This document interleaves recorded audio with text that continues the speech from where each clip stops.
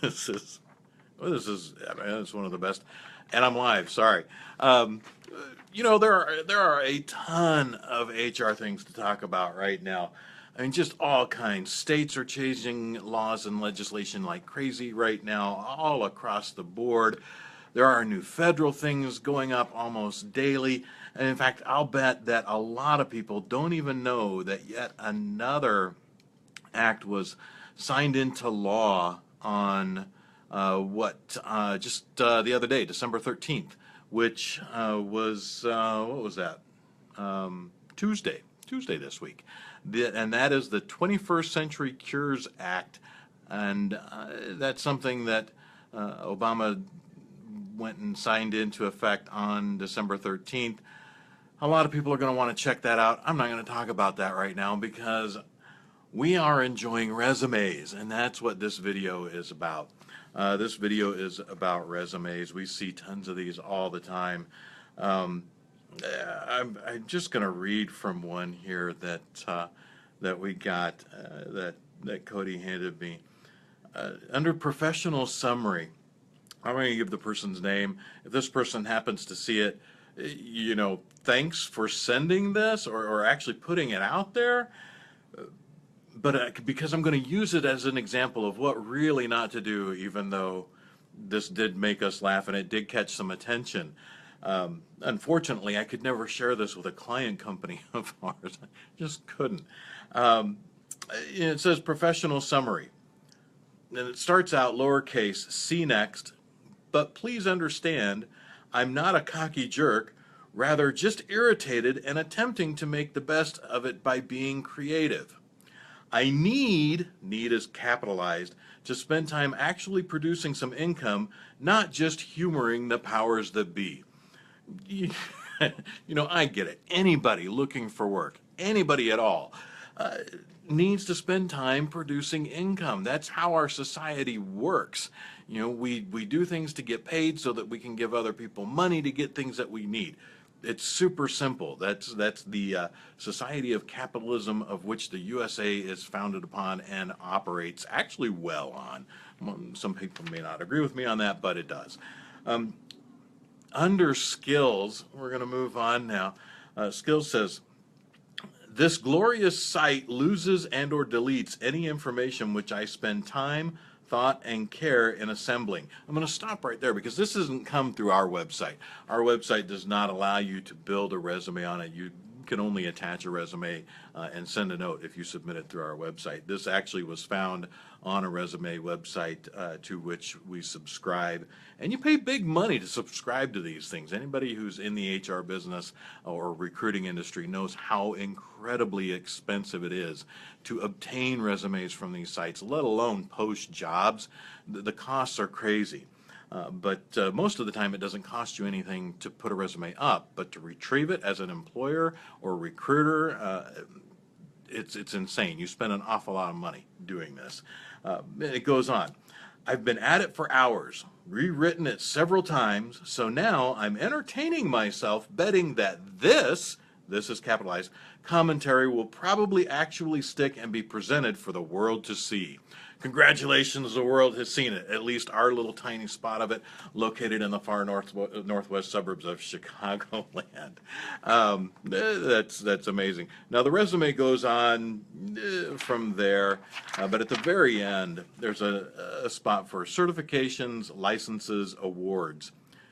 And this is what's written. Yup, have a little collection, a few from here, a few from there, ellipse, ellipse, ellipse, ellipse. Yeah, I got to give credit to the person that did this.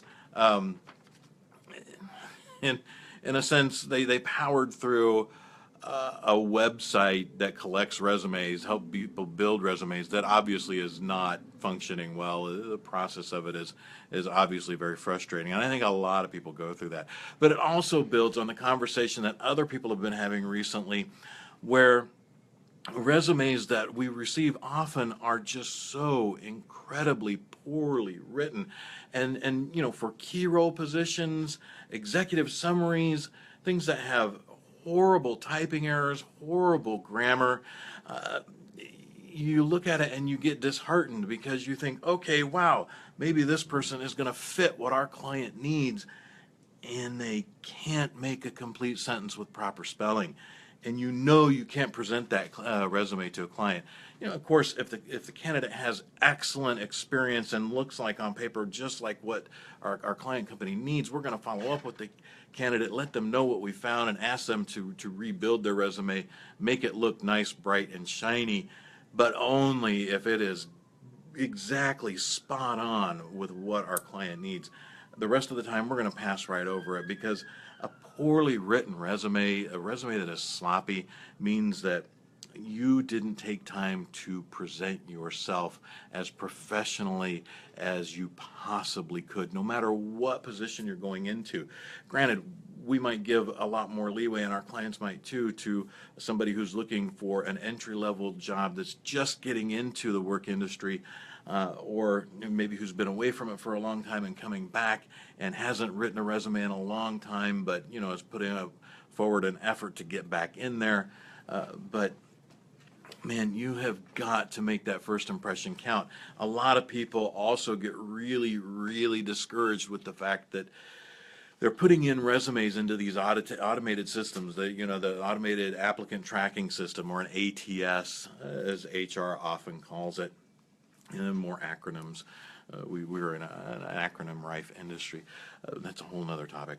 But people get really, really frustrated after electronically submitting resume after resume after resume, and never getting any kind of feedback whatsoever, except maybe if they're lucky, an automated email autoresponder that comes from the system that they submitted it on. Your resume is the packaging of you. Go think about that a little bit. As you're walking through a store, you're going out and you're shopping, and you see a box on the shelf, and a box looks terrible. The packaging looks horrible. You pick it up and you go, they couldn't even spell this correctly on the packaging that's sitting on the shelf of this store, and they expect me to buy that? Guess what? A potential employer is thinking the same thing when they see your resume. Your resume is your packaging.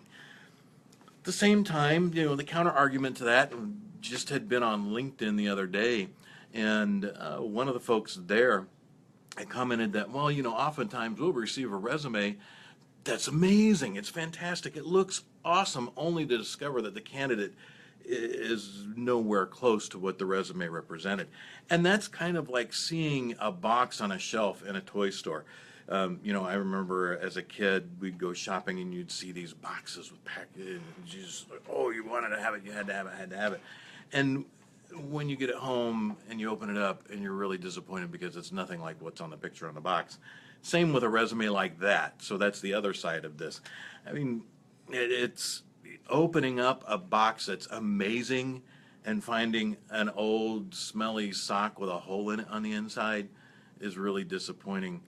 I mean, unless, of course, you like old smelly socks with holes in them, then woohoo, have a go you day. You got what you wanted. But I'm being goofy, I know. It's really frustrating to be in recruiting in HR or be a hiring manager and go through resumes that either, one, are really very poorly written, they haven't been gone over by an extra set of eyes to make sure that the grammar is proper, the spelling is tight, or, in the case of this one, while some of the spelling was bad and the grammar was, not really there, you can tell that it was a person using a system that they were just completely, totally frustrated with, and didn't go back and bother to see if what the system produced for them was actually working in any good. Of course, it got me talking about it, but probably won't get a phone call from us, really simply because the actual experience doesn't really apply to anything that we're working on or would be likely to work on. Again, we pay a lot of money to get these resumes, so it's frustrating when you get a resume that doesn't work for you. At least this one was entertaining, And this has gone really long, I know, but what are your thoughts on resumes? Are you someone that reads a lot of resumes? Are you someone that reviews a lot? Do you get frustrated? Or are you happily surprised with the quality of resumes you receive? If so, let me know where you get yours, because I would love to see some quality resumes. I know we all would. Meanwhile, if you're seeking a job and you're building this, please, please, please, please go through and actually reread your resume. Maybe get a second set of eyes to go over those. We don't do that. We don't build resumes. We don't create resumes.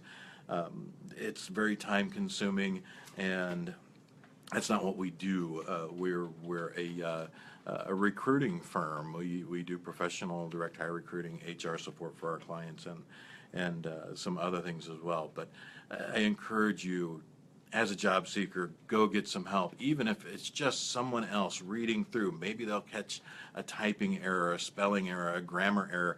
Maybe you've got a comma where a period should be, or a period where a comma should be. That's frustrating to see. Know the proper use of there, and there. And some of those other your, and your. And there is a third your, believe it or not.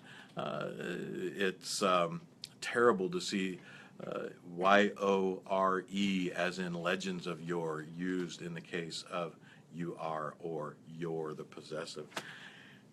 It's frustrating. At any rate, I hope you guys have a wonderful Thursday. We'll catch you again next week, and you can rewatch this. This is probably way too long, but I'll go ahead and post this up anyway. Have a great day.